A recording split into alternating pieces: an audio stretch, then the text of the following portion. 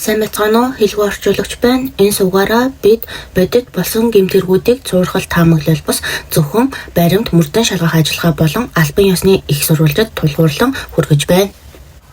Шотландын хойд ирэг дээр орших Нэрн хэмээх жижиг хот. Далайн салхи чийг үнэрсэн намгүм орчинтой. Оройн цагаар энд онцгой зүйл бараг тохиолддоггүй. Хүмүүс бие биенээ танин хаалгаа төгжих шаардлагагүй мэт санагддаг. Гудамжууд нь гэрэлтүүлэг багтааж аюулгүй мэт харагдана. 2004 оны 11-р сарын 28-ны оройч бусд өдрүүдээс ялгарах зүйлгүй эхэлсэн. Алистер Уилсон тэр орой гэртээ байв. Тэр 30 настай банкны менежер, эхнэр болон 2 хүүгийнхээ хамт амьдардаг. Амьдрал нь тогтвортой асуудал багтай нэгэн байлаа. Найзууд нь түүнийг тайван, зарчимж, хинт ч дайсгандаггүй хүн гэж тодорхойлдог. Тэр хизээж гэмт хэрэг, аюул занал хийлэлтэй холбогдож байгаагүй. Түүний амьдралд айх ёстой хүн гэж байгаагүй. Оройн 7 цаг 20 минутын үед гэрийн хаалганы хонх дуугарсан. Энэ бол хин нэгэн түр ирээд буцах энгийн дохио мэт. Эхнэр Вероника галтгоонд байсан. Харин Алистер хаалга руу алхав. Хаалгаа онгойлгоход гадаа ганцаараа зогсож байсан нэрийг харжээ. Тэр хар хувцастай, бүрх малгайтай, дунд зэргийн нуруутай байсан. Тухай хожим дурсагддаг. Тэр ямар нэгэн ууртай, сандралтай харагдаагүй, зүгээр л ирсэн. Тэр хүн нэг л үг хэлсэн. Паул. Алистер гайхсан.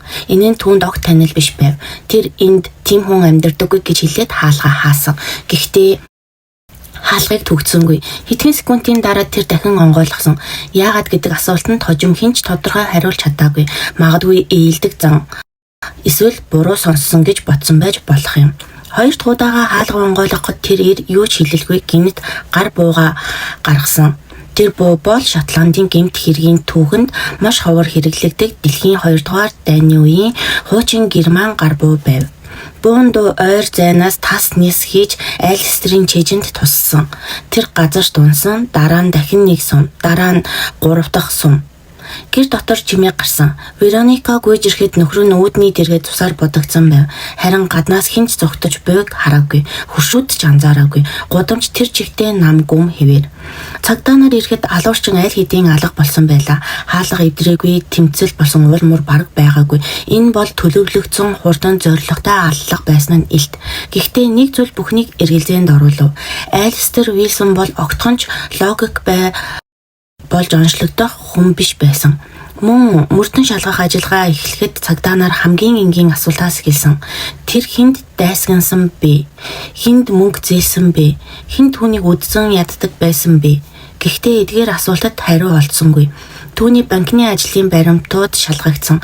Хувийн харилцаануудыг нэг бүрчлэн судалсан. Гэвч сэжигтэй данс, занал хийлэл, маргаан юу ч илрээгүй. Харин ганц л үг үлдсэн. Паул. Энэ нэр хэн байв? Яагаад зөвхөн энэ нэрийг хэлсэн бэ? Яагаад Алистер хаалгаа дахин онгойлгов? Энэ бүхэн энгийн алдаа байсан уу? Эсвэл маш нарийн төлөвлөгдсөн сэтгэл зүйн зээл байсан уу? Шотландын цагдаагийн түүхэнд энэ хэрэг онцгой байр суурь эзэлдэг. Учир нь бүх зүйл байрандаа мэт атлаа, ганц ч бодит сэжүүр байхгүй. Гэмт хэрэгтэн уул мөр үлдээгээгүй. Камер байгаагүй, гэрч байгаагүй. Зөвхөн нэг амь үргэлжсэн. Нэг тайван хот, нэг хариултгүй нэр. Энэ мөчөөс эхлэн Алистер Уилсны аллах нь cold case буюу шийдэгдээгүй хэргийн жагсаалтанд орсон. Харин түүний гэр бүл, эхнэр Вероника 2 хүүгийн хувьд энэ бол дуусаагүй асуулт, тасралтгүй эргэлдэг хар тасан зүудний эхлэл байсан юм. Тэр шөнө хот бүхэлдээ унтаагүй мэт байлаа. Цагдаагийн машиныг гэрэл Нэрний нарийнхан гудамжаар эргэлдэж хүмүүс цонхоороо чимээгүй ажиглана. Гэвч хинч юу ч харсангүй гэж хэлсэн. Яг л алуурчин салхи шиг ирээд салхи шиг алга болсон мэт. Энэ нь мөрдөгчдөд хамгийн аимшигтай дохио байв. Учир нь ийм төрлийн гэмт хэрэг ихэвчлэн дотоод шалтгаан тодорхой байтай байдаг. Харин энд тийм зүйл харагдахгүй байлаа. Мөрдөн шалгалтын эхний өдрүүдэд цагдаа нар Алистерийн амьдралыг ухаж эхэлсэн. Тэр хаан сурч байсан, хинтээ нөхөрлж байсан, банкнд ямар шийдвэрүүд гаргаж байсан, хинт татгалцсан, хинт зөвшөөрсөн бэ гэдгийг нэг бүрчлэн шалгав. Гэвч түүний ажлын түүх цэвэрхэн байв. Тэр эрсдэлтэй зээл батлаагүй, хэн нэгний санхүүгийн сүрэлд хүргээгүй, авилга 78-нд нэр холбогдоогүй, түүнийг мэдэх хүмүүс хитрхийн энгийн хүн гэж хэлж байлаа. Гэсэн ч хитрхийн энгийн гэдэг нь заримдаа хамгийн аюултай нууцыг нууж байдаг. Цагдаа нар бууг онцгой анхаарч үзв. Ашиглагдсан гар буу нь хуучин ховор Шотландд бараг бүртгэлгүй төрөл байв. Ийм буу гудамжны гэмт хэрэгтэн хэрэгэлдэггүй. Энэ нь санамсаргүй халдлага биш харин зориуд бэлтгэгдсэн урьдчилан бодсон аллах гэдгийг илтгэнэ. Алуурчин бууга авчирсан, буудсан, буцааж авч явсан. Тэд сандарч твдээгүй. Хамгийн сонин нь буудсны дараа зүгтхад ч яараагүй мэт байсан явдал юм. Зарим хурш хачин чимээ сонссон гэж хэлсэн ч хинч гүйж буй хүнийг хараагүй. Энэ нь алуурчин ойролцоох байшинд орсон уу? Эсвэл бүр гудамжинд тайван алхаж холдсон уу гэсэн асуултыг бий болгосон. Хэд хоногийн дараа мөрдөн шалгалт нэгэн чухал зүйл дээр төвлөрөв. Айлстрийн халааснаас жижигхэн цаас олдсон байлаа. Түүн дээр Паул гэж бичсэн байсан. Энэ нь зүгээр нэг санамсаргүй бичээс биш байж магадгүй. Гэхдээ хэн Паул вэ? Нэрний хотод ийм нэртэй олон хүн байлаа. Аль нь ч холбоогүй мэт. Зарим Паул огт танихгүй, зарим нь зүгээр л ажлын шугамаар нэг удаа уулзаж байсан хүмүүс. Цагдаа нар нэг хувилбарыг дэвшүүлв. Магадгүй алуурчин өөрийгөө Паул гэж танилцуулж Айлстрийг итгүүлэх гэсэн байж болох юм. Нэрийг ашиглах нь сэтгэл зүйн маш энгийн зээл. Хэрв чи нэр хэлбэл хаалганы цаанд байгаа хүн чамайг таньдаг мэт санагдана. Яг л энэ агшинд Айлстер хаалгаа дахин онгойлгосон байж магадгүй. Гэхдээ яагаад заавал Паул гэж? Зарим мөрдөгчид энэ нь жинхэнэ бай биш, харин анхаарал сарниулах хэрэгсэл байсан гэж үзсэн. Хин нэгний буруу зам руу оруулах мөрдөн шалгалтыг олон жил мухарталд оруулах ганцхан үг. Үнэхээр ч тийм болсон. Энэ нэрийг дагсан мөрдлөг хэдэн сар хэдэн жил үргэлжилсэн ч үр дүнд хүрээгүй. Айлстрийн эхнэр Веронагийн хувьд цаг хугацаа өөрөөр урсаж байлаа. Тэр нөхрийнхөө өглөлийн агшныг дахин санаж яагаад хаалгаа дахин онгойлгосныг ойлгохыг оролддог байсан. Хэрвээ тэр хаалгыг төгсөн бол, хэрвээ тэр хэдхэн секунд хүлээсэн бол, гэвч хэрвээ гэдэг үг бодит байдлыг өөрчилж чаддаггүй. Хэвлэл мэдээлэл энэ хэргийг барьж авлаа. Тайван хотод болсон тайлагдшгүй аллах. Нэг үгнээс эхэлсэн үхэл гарчгууд гарч эхэлсэн. Гэвч олон нийтийн анхаарал нэмэгдэх тусам бодит хариулт улам холдож байв. Учир нь бодит баримт огт нэмэгдэхгүй байсан юм. Он жил өнгөрөх тусам хэргийг тойрсон онолууд олширсан. Зарим нь банкны 78 байсан гэж таамаглав. Зарим нь алдаа болсон, өөр хүнийг онилсон байж магадгүй гэж хэлсэн. Бүр зарим нь Айлстер огт санамсаргүй золиос болсон ч гэж үзсэн. Гэвч эдгээр онол бүр нэг л зүйл дутуу байлаа. Нотлогоо. Айлстер Вилсны аллага ингэж ажимаар домог мэт болж хувирсан. Хотын хүмүүс энэ тухай шивнэлдэн. Харин цагдаа нар баримтад тулгуурлах ёстой. Баримт байхгүй үед хамгийн их зовдөг нь гэр бүл. Тэдэнд хаалт байхгүй, төгсгөл байхгүй хүн асуултууд л үлддэг. Энэ хэрэг яагаад шийдэгдээгүй вэ гэдэг асуулт ганцхан хүний үхлээс илүү зүйлийг илчилдэг. Энэ системийн алдаа юу, эсвэл төгс төлөвлөгдсөн гэмт хэрэг үү, эсвэл энэ үнэн бидний харж байгаагаас хамаагүй энгийн мөртлөө хитрхи орой илэрсэн зүйл үү? Хариулт өнөөдөр ч олдоогүй хэвээр байна. Цаг хугацаа өнгөрөх тусам хэрэг хүйтэрч харин асуултууд талан хэвээр үлдсэн. Шотландын цагдаагийн архивд Айлстер Вилсны нэр шарлсан хавцтай олон удаа нээгдэж дахин хаагдсан хэргийн нэг болгон үлдсэн. Шинэ мөрдөгчд эрэх бүртээ тэд ижил асуултанд дахин тулгардаг байв. Яагаад энэ хүн? Яагаад энэ орой? Яагаад ийм цэвэрхэн? Мөрдөн шалгалтын энэ хэсэг хотоос гадагш чиглэв. Хэрвээ алуурчин орон нутгийн хүн биш бол тэр нэрэн хотод төр ирсэн байж болох байлаа. Зочид буудлууд түрээсийн баринууд шалгагдсан. Гэвч тухайн орой с жигтэй хөдөлгөөн бүртгэгдээгүй. Хот жижиг учраас танихгүй хүн анзаарагдах ёстой мэт. Гэвч хинч түүнийг сансангүй. Энэ нь дахин нэг боломжит тайлбарыг төрүүлсэн. Алуурчин хотын хүн байж магадгүй. Хэрвээ тэр тийм бол тэр хэн бэ? Яагаад хинч түүнийг сэжиглээгүй вэ? Мөрдөгчид Айлстерийн ажиллагаатай холбоотой нэг онцгой мөрийг дахин шалгасан. Тэр үед банк томоохон санхүүгийн өөрчлөлтүүд хийж байсан. Зарим зээл цуцлагдсан, зарим хүсэлтүүд татгалцсан. Хэдий Айлстер өөрийн эцсийн шийдвэр гаргадаггүй ч түүний гарын үсэг олон баримт дээр байв.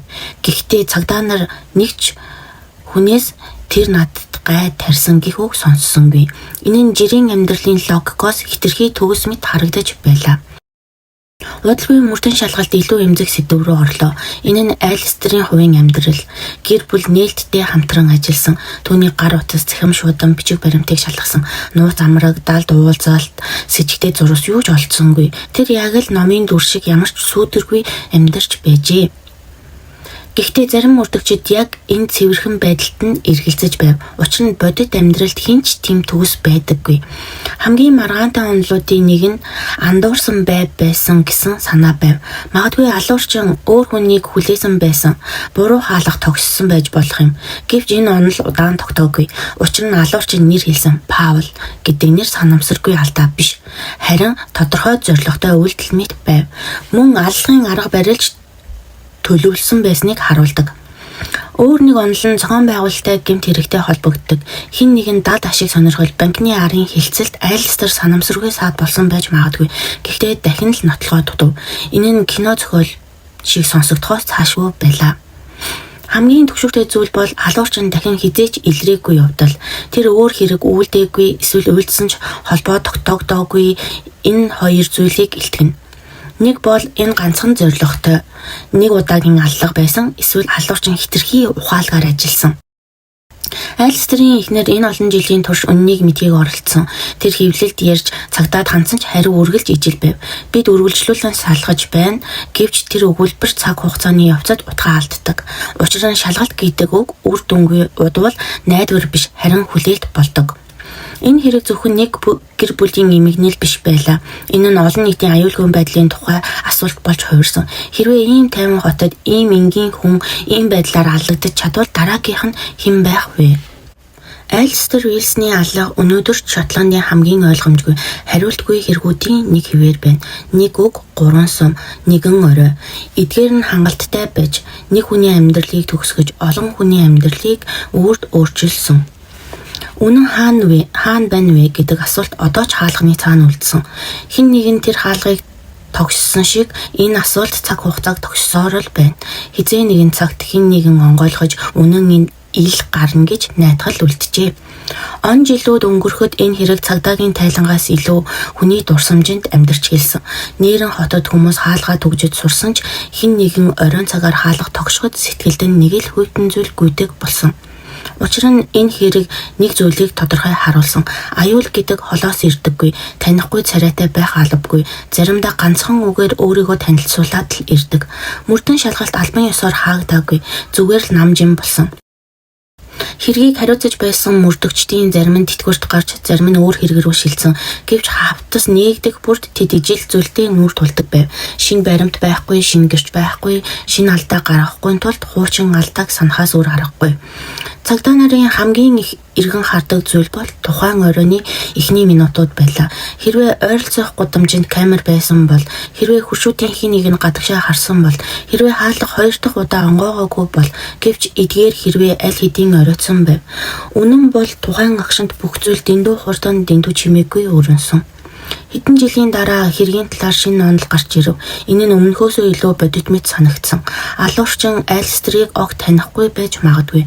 Харин түүнийг амьдарч байсан байршил, эсвэл түүний эзэлж байсан албан тушаал нь чухал байсан байж болно. Өөрөөр хэлбэл тэр хүн буруу цагт, буруу газарт байсан. Гэхдээ энэ онолч бас нотлохонд хүрсэнгүй. Учир нь яг ийм тохиолдол батлагдсан жишээ ховор. Айлстрийн 2 хүү өсөж том болсон. Тэдний хувьд эцэг их зөвхөн дурсамж, зураг, бусдын яриагаар л оршдог. Тэд асуулт асуух насанд хүрэхэд их нь үннээ нууж чадсангүй. Бид мэдэхгүй гэдэг өгүүлбэр гэр бүлийнхэн амьдралд хамгийн олон давтагдсан өгүүлбэр болсон юм. Энэ бол худал биш, гэхдээ хамгийн хүнд үнэн байлаа. Хүмүүс энэ хэргийг яагаад мартдаггүй вэ гэвэл хариулт нь айдастай холбоотой. Шийдэгдээгүй хэрэг гэдэг бол төгсгөлгүй түүх. Төгсгөлгүй түүх бүр хүний төсөөллийг ажилуулж айдсыг тэжээдэг. Хинч баригдаагүй алуурчин хаана ихтэй хэвийн амьдарч байгаа байж магадгүй гэсэн бодол хүмүүсийг тайван байлгадаггүй. Нэг сонирхолтой баримт цаг хугацааны явцад тодорсон. Айлстрийн аллага гарснаас хойш ижил хэм маягтай хэрэг Шотландд дахин давтагдаагүй. Ижил буу, ижил арга, ижил нөхцөл огт гараагүй. Энэ нь алуурчин дахин хэрэг үйлдээгүй, эсвэл үйлдсэн ч хэтэрхий өөрөөр хийсэн гэсэн хоёрхан боломжийг үлдээдэг. Аль нь түгшүүртэй.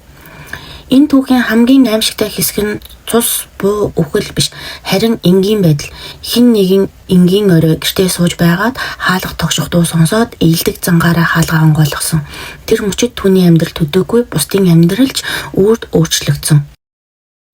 Альстер Вилсний хэрэг өнөөдөр жидэгдээгүй хэвээр хууль зүйн хувьд сэтгэл зүйн хувьд ч үнэн архивын хавтаст биш харин хэн нэгний дурсамж эсвэл хэн нэгний дуугүй нууцад оршсоор байгаа байж мэднэ. Магадгүй нэг өдөр хэн нэгэн тэр нууцыг задлах болно. Гэхдээ тэр өдөр хүртэл энэ түүх хаалттай хэвээр үлдэнэ. Хаалга тогших дуу сонсогцоор л байна. Хинч хараагүй, хинч танихгүй ганцхан үг хэлдэг тэр хүн бодит байсан. Харин түүний хэн байсан, яагаад ирсэн гэдэг асуулт цаг хугацааны харанхуйд үлдсэн хэвээр. Цаг хугацаа эцэстээ бүх зүйлийг намжаадаг гэдэгч зарим хэрэгт энэ хууль үйлчилдэггүй. Альстер Вилсний аллах тийм хэрэгүүдийн нэг хэвээр үлдсэн. Үнэн ил гараагүй, харин дурсамж нь бүдгрээгүй. Хот намжин болсон ч асуулт нь намжаагүй.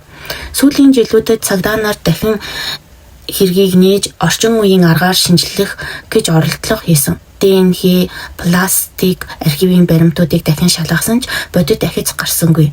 Хуучин буу, хуучин сум, хуучин мөр эдгээр нь шин технологид ч гэсэн дуугүй хэвээр байв. Шин нотлогоо гарч ирээгүй, харин хуучин эргэлзээ улам тодорсон. Эцэст нь нэг үнэн тодорхой болсон. Энэ хэрэг санамсаргүй байгаагүй. Алуурчин бууга авчирсан, байршлыг мэдсэн, хаалгыг онгойлгох аргыг бодсон, тэр ганцхан үг ашигласан. Энэ нь итгэл төрүүлэхэд хангалттай байсан.